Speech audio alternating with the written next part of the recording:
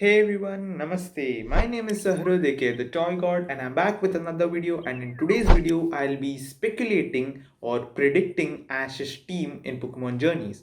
During the beginning of any new series, people do a lot of team speculations and predictions. There are some channels who only post that prediction video every single day with very minute changes and rake thousands of views. How does YouTube even allow these? Are these even original content? Original content is dead on YouTube.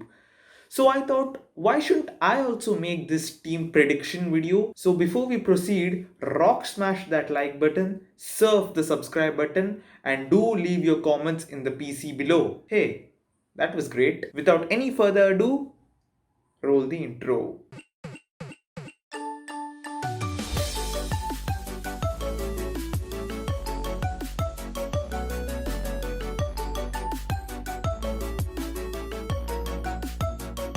Now, Pokemon Journeys is breaking trends. This series is doing something like never before. We get to travel not only to Galar but every existing region, which opens a realm of possibilities. The first capture for Ash was a freaking Dragonite, and then a Gengar, and finally a Riolu, and then a Kamon and a Dracovish.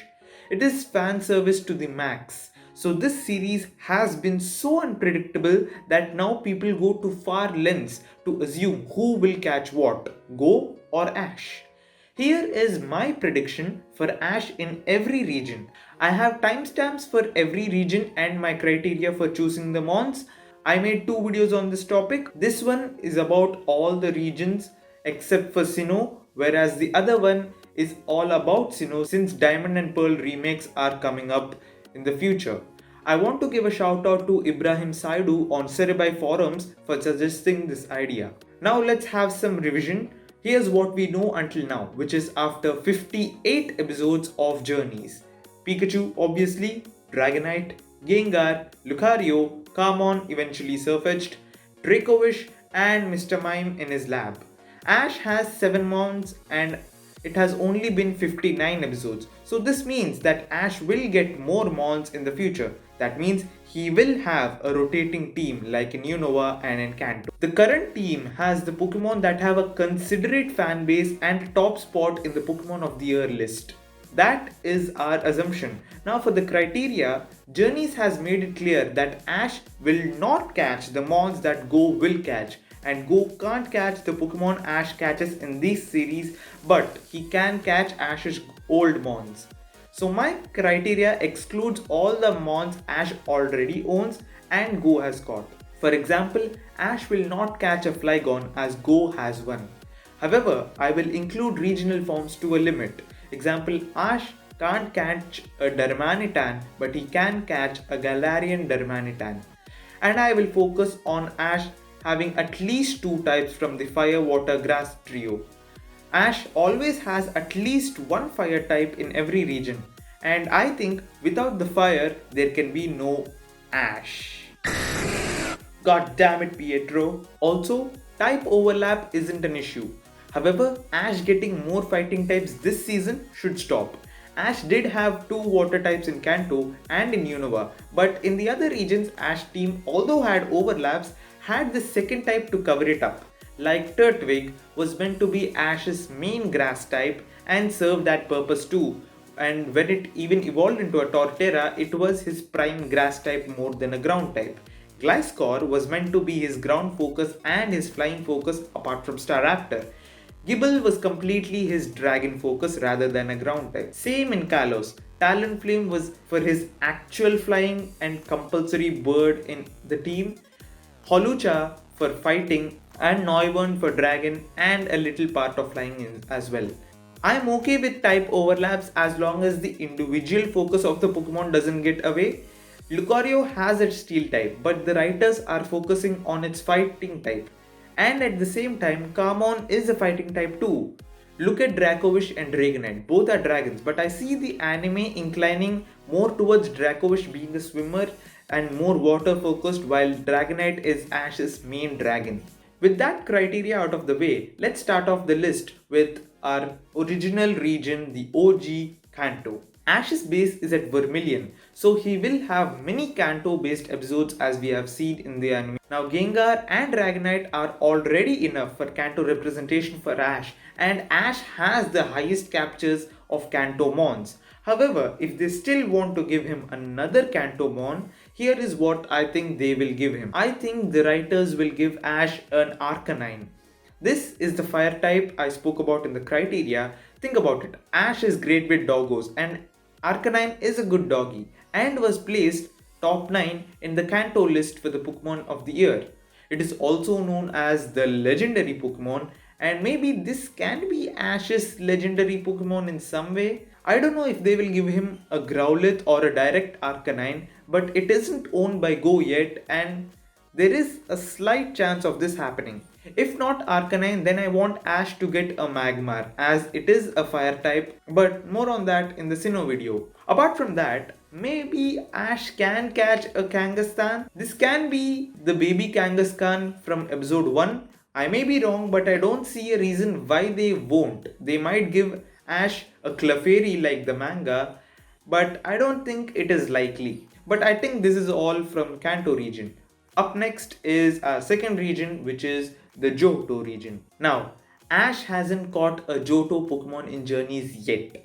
The last time Ash caught any previous region Pokemon apart from Journeys was Gligar in Diamond and Pearl, and that too to promote its evolution. If the writers gave another Johto Mon, I would place my bets, and pretty sure everyone wants Ash to get a Tyranitar, specifically the Larvitar from Johto Journeys arc. Tyranitar did place second in the Johto list, and I think fans are begging for this Larvitar to come back. We have many new merch for Tyranitar, so it doesn't seem far-fetched. Pietro, please stop. I don't think Larvitar will return as an evolved Tyranitar, but maybe a Pupitar and Ash helps it train and evolve again. Other than that, I think the writers can give him a Sneasel, but that's for the Sinnoh video. We move on to Hoenn now, and I think Ash had a pretty decent team in Hoenn, and the writers won't think a lot for this. If they do, however, I want Ash to get a Gardevoir because he needs more Psychic and Fairy types, and Mimey is currently his only Psychic and Fairy type option. And it is useless and more like his servant in this anime. Gallade is not an option because Rinto has it, and Rinto has the rivalry with Kamon as we see in episode 60. Plus, Gardevoir is the best Pokemon from Hoenn list and ranked 9th overall. So it is a possibility. My second guess would be Metagross. It would be epic to see Ash own this Mon as it is a pseudo-legendary and a famous Pokemon. If not Metagross, then Aggron, an equally good Steel type. I just want Ash to have another Pokemon that is Steel type and has focus on its Steel type attacks rather than Lucario being more focused on fighting. However, what I really want is another strong Ice type for Ash, and I think that goes to Walrein. No reason, just feels like a Mon Ash could have and Ash should have. Let's then head over to our fifth region, which is Unova. First off, although Chandelure seems like an option as it is the best Pokemon from Unova, I would exclude it because Ash has a primary ghost focus already, which is Gengar. It will be cool to see him get another ghost that is mixed with his fire type condition, but as I mentioned, the chances are very slim. However, we all want Ash to get a Zoroark because it seems like a Mon that matches Ash's persona. So I would place my prediction on Zoroark for Unova. We then move on to our next region, the Kalos region. And I have no big predictions for Kalos. The Kalos dex is limited and Ash did have good Mons in Kalos. The only addition I think would be perfect for Ash's team would be a Go-Goat, as it was a missed opportunity during the XY series and Ash had no grass type in his team. So I predict Go-Goat from Kalos. We now travel to Alola, aka home. And I believe Ash's Sun and Moon team was perfect overall. But it could be better if they gave Ash an Araquanid. Water was the only type missing in Ash's Alola team. Golisopod belongs to Guzma, but they can still give it to Ash. But Araquanid needs more spotlight in the anime. And now for our main treat, Galar.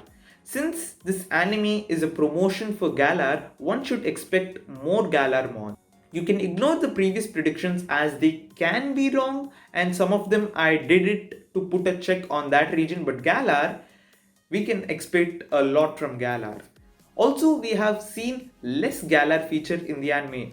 The only Galar promotion we have seen in this series are Ash's Farfetch'd, eventually Sirfetch'd, Ash's Dracovish, Go's Cinderace line, Sobble, Gradient line, Chloe's potential Galarian Ponyta and Yamper. Let's also include Inteleon, Zacian, Zamazenta, Dracopult and Graploct as well. Still, we have a whole region's worth of Pokemon left.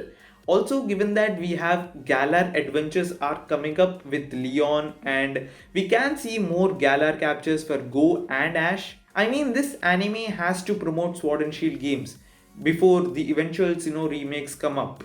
They only showed us the Darkest Day arc, so while they move to promoting Sinnoh again, they have to tell the stories of Galar. So here is what I predict for Galar. 1. Rookidee. Now I want to lean more towards Rookidee because it was teased in the opening on Dragonite's head and it stayed on Ash's head for more time than it should have in the Dracovish episode. And we are getting new merch of Rookidee, so Rookidee / Corbinite is an entry. Number 2. Snom / Frostmont, because Snom is a meme. Come on guys, if a Pokemon wants to appeal to the fans, they gotta give Ash the Snom God. They already gave him Sirfetch'd because of the beams. Mr. Mime was retconned for Ash only because of its popularity in the Detective Pikachu movie, and also combined with the fact that we are getting Snom merch, so it is a possibility.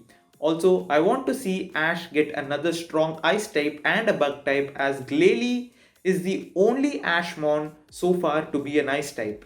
So Snom suits that bill. If not Snom, then the Ice type replacement could be Ice-Q or Galarian Darumaka. Ice-Q because of the merge and Darumaka because to contrast Go's Darmanitan. Number 3. Impidimp / Grimmsnarl, because I am an Impisim. Number 4. Colossal for the fire type condition and it looks cool on Ash's team. Number 5. Toxtricity because of the merch again. Number 6. Obstagoon because Ash can have another dark type and because of the merch. Now this is what I want Ash to catch, but the most likely ones are Rookidee, Snom and Toxtricity. Also, we will get the DLC arc, so we might see Kubfu on Ash's team, but I don't want it to be permanent.